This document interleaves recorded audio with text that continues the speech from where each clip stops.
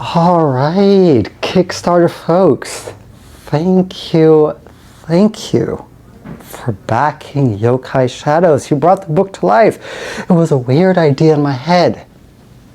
No mask, yokai, boom, international romance, fantasy, romance genre. It was all brand new.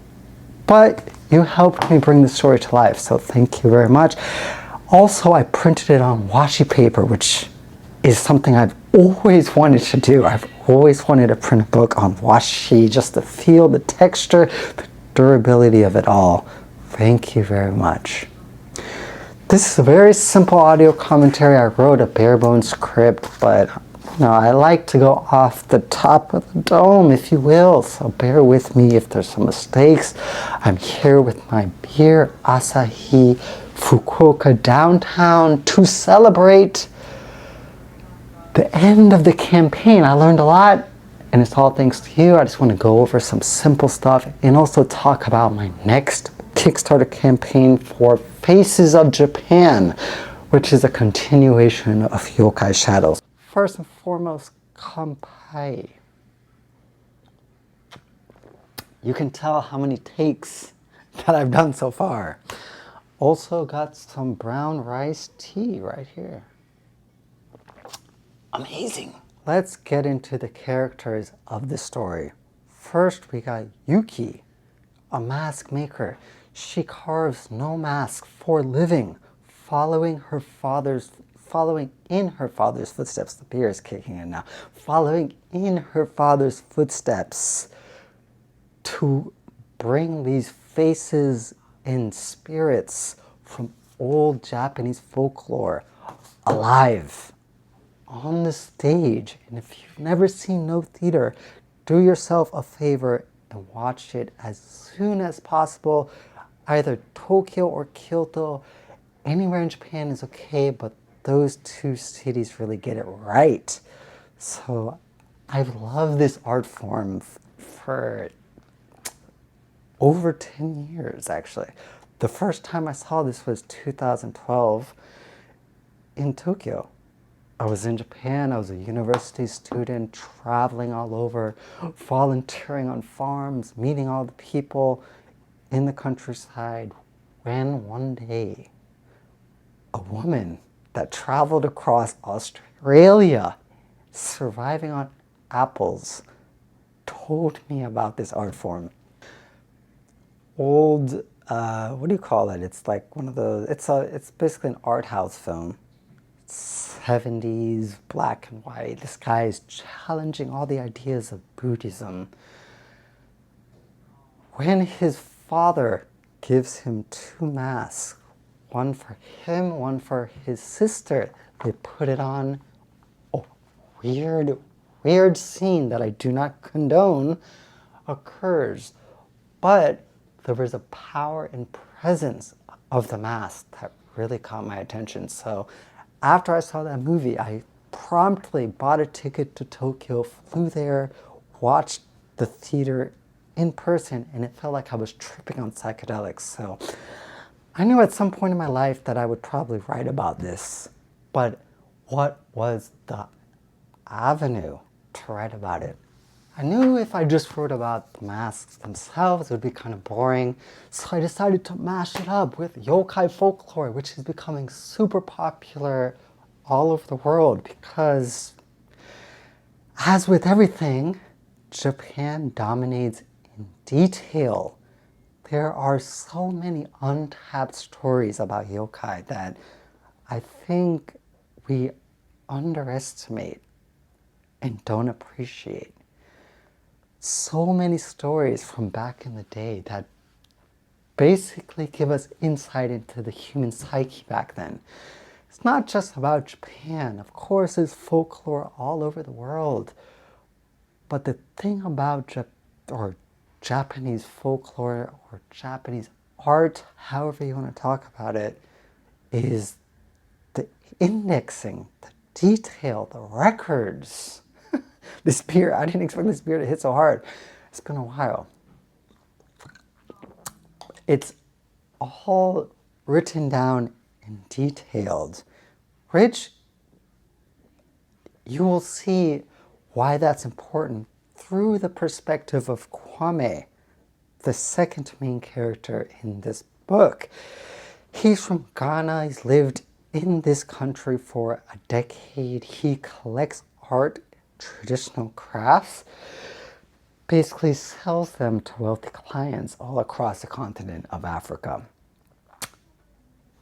But the reason why he decided to lay his roots in Japan is specifically for the technique of recording and basically honoring all of the history and culture that came before his generation, bringing it to the new world, the new generation. He wants to take those skills from Japan to Ghana and then across the continent of Africa. So Yuki, mask carver, workaholic, hasn't had a romantic partner in years, but wants to preserve, basically pouring her life energy into preserving no masks for the next generation, meets Kwame, another person that loves Japanese traditional crafts, but basically wants to export them so other people can take not only appreciate what it is for what it is, but take the skills and techniques that allowed those art forms to survive so far and apply it to their own culture.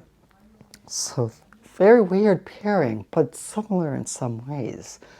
But of course, international interracial romance is not enough for an interesting story, at least for me. I need some conflict here, and that's where the nomasks come in.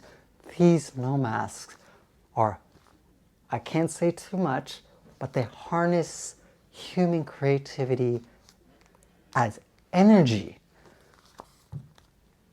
The antagonist to this story, I gotta be very careful, is the kappa, which is probably the most well-known yokai. Basically a river monster that eats and snacks on human ligaments and bodies from the river. Old folklore, old folk tale, but still very prevalent in Japanese society today. You can even go to a sushi restaurant that is named after the kappa. Anyway, the kappa wants to destroy human creativity because she believes that it pollutes the very essence of nature.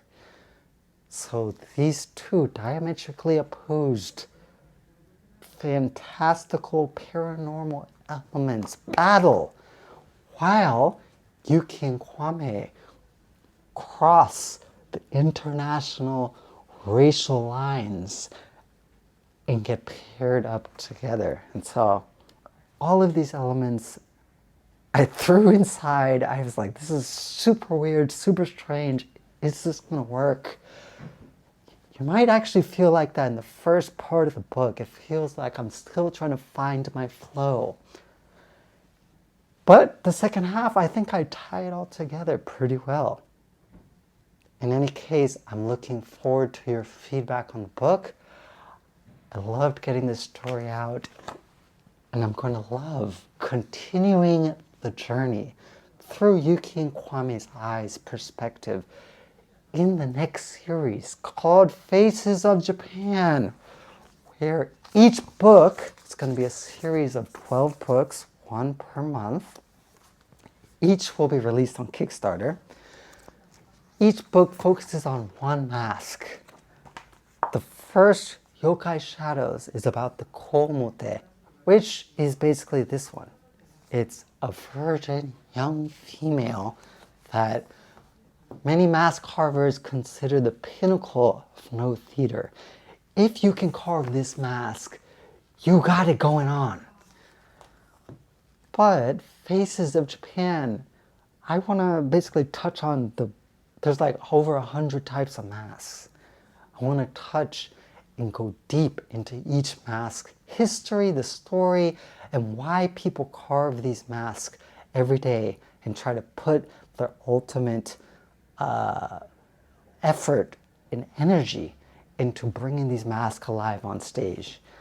And so, Faces of Japan follows Yuki and Kwame as they traverse the yokai world, using the masks as both a shield and weapon, offensive weapon. Very looking forward to bringing these books to your doorstep, again on washi paper, but also hardcover, digital books. And I want to try something different. I want to offer these masks, these wooden masks, as collectible pieces. They're very expensive, but for the people interested, I want to bring these to you from a real traditional mask carver from Osaka, the same place Yuki and her father grew up working in the trenches. And so that's going to be one of the ultimate and top tiers for this next Kickstarter coming up. Thank you for listening to this audio commentary. I apologize if I seem out of breath. It's probably the beer, etc. I'm very excited. Look forward to seeing you on the next campaign. Peace.